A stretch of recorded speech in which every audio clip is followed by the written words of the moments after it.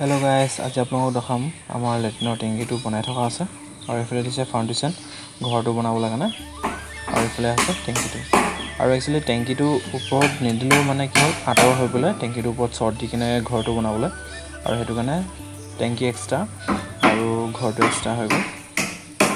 এতিয়া খৰচটো ডাবল হৈছেগে, ওপৰত দিলে অকণমান খৰচটো কম হয়, কিন্তু এতিয়া টেংকিটো আঁতৰত বনোৱাৰ কাৰণে অকণমান আঁতৰ হোৱাৰ কাৰণে ঘৰটো ওচৰলৈ লৈ যাবলগীয়া হৈছে। গাইছ, এয়া ফৰ্মৰ ফিটিং কৰি থকা আছে শ্বৰ্ট দিবলৈ কাৰণে।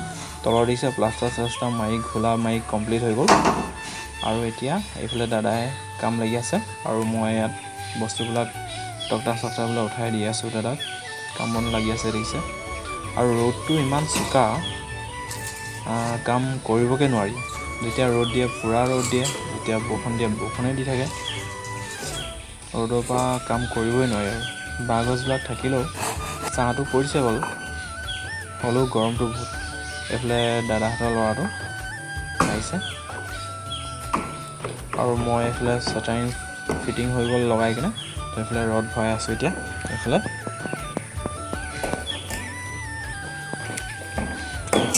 ৰাখিছোঁ ঢাকনখন তললৈ সোমাই গৈ কিনে ফৰ্মাৰবিলাক খুলিবৰ কাৰণে, আৰু বেছি টাইম নালাগে আৰু ফিটিং হ'বলৈ কাৰণে।